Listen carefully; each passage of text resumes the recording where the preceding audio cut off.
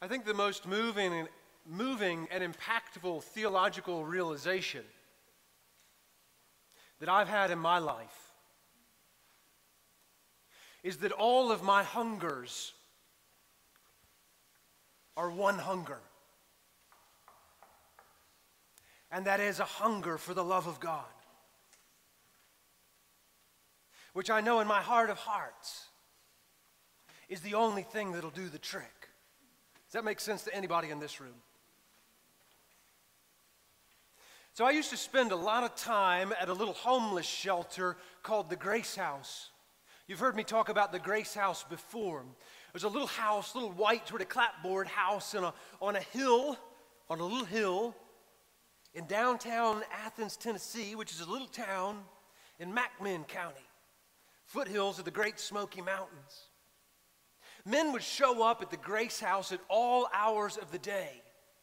They'd knock on the door. And the head steward, a buddy of mine named Walter, a lot of times it was at night, he'd get out of his bed, he'd go to the door, he'd open the door, and he would say to the man who dragged himself up to the door, "How can I help you?" That's what Walter would say, "How can I help you?" And the answer that Walter got back was always some version of "my life is off the rails and out of control." And Walter would always say back, "Tell me, friend, do you have a problem with drugs or alcohol?" And almost every time the man would say back to Walter's question some version of "not really."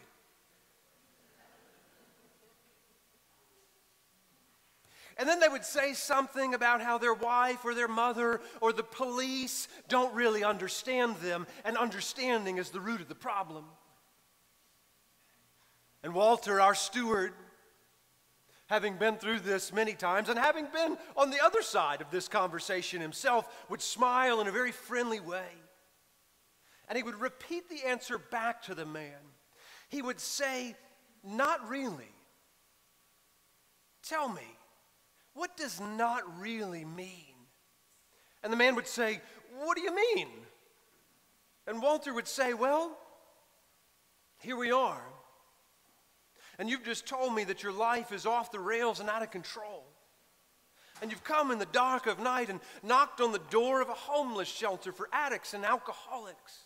So I'm just trying to understand your problem so that I can tell you if we can help you or not." And his words seemed to hold up a mirror to the man, in which he could see himself as if for the first time, and the man would almost always pause and swallow hard. And then he'd say, "Well, when you put it that way, I guess maybe I do have a problem with drugs and alcohol." And every time Walter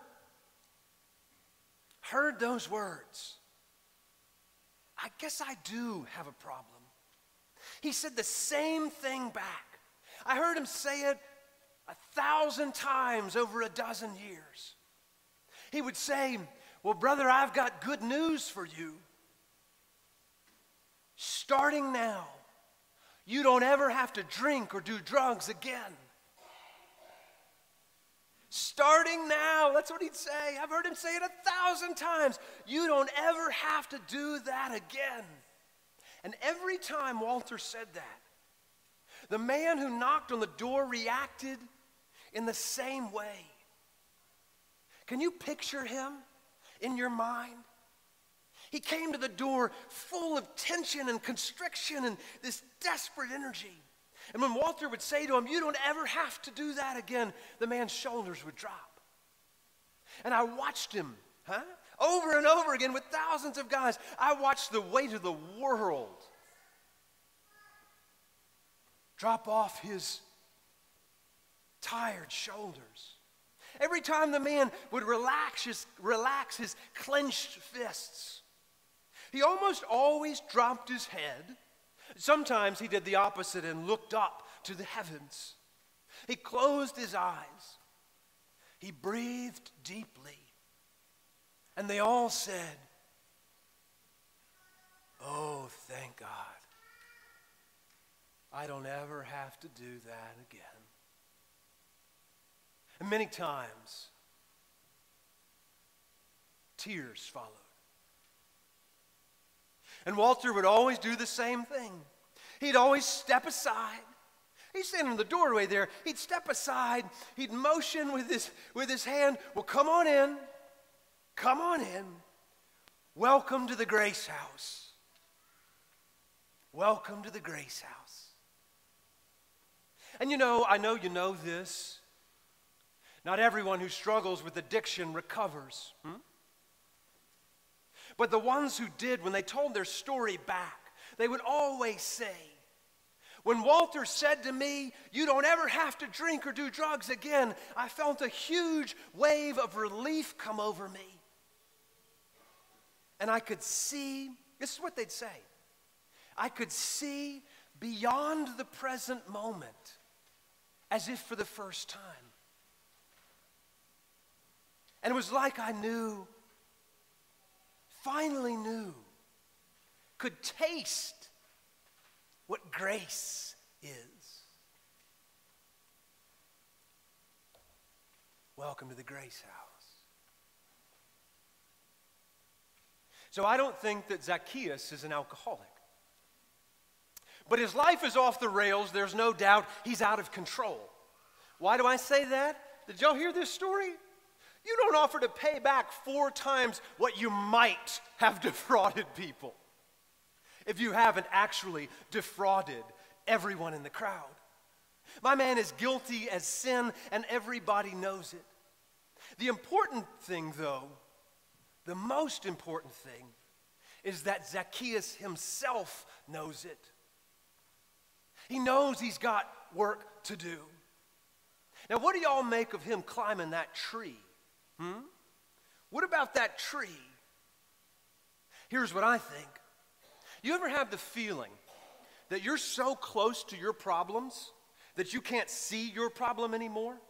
Do you know what I'm talking about? You ever been so mired and stuck in the quicksand of your own problem that you can no longer see your problem anymore? And then you think to yourself maybe, "Man, I got to get above this mess somehow," because it is hard to work on something when you're in it. Did y'all hear what I said? It's hard to work on something when you're in it. That's how Zacchaeus felt. The thing had gotten away from him. So he climbed a tree to get above it. And from up high, he could see as if for the first time beyond the immediate concern. And with a wide-angle view, y'all know what he saw? With a wide-angle view, Zacchaeus could see God walking through the dense turmoil of his own life. My man saw Jesus walking through the mess and the mire towards him. And when Zacchaeus saw Jesus, this is what I want to say. When Zacchaeus saw Jesus, it was like looking in a mirror. And he could see immediately his own shortcomings. Here's how I define shortcomings in spiritual terms. See if this matches up with your shortcomings. Y'all don't have shortcomings. Sorry, that was offensive. Me and the rest of humanity, this lines up with our shortcomings. Here's my definition of shortcomings in spiritual terms. My shortcomings are the things that I do in an attempt to find love that can only be found in God. Y'all didn't follow that, did you?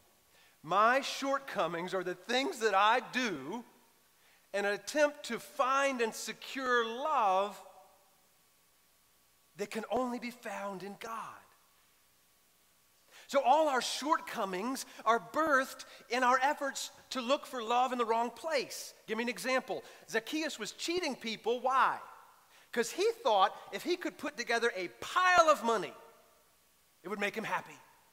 And and he'd finally find love, that which he most hungered for.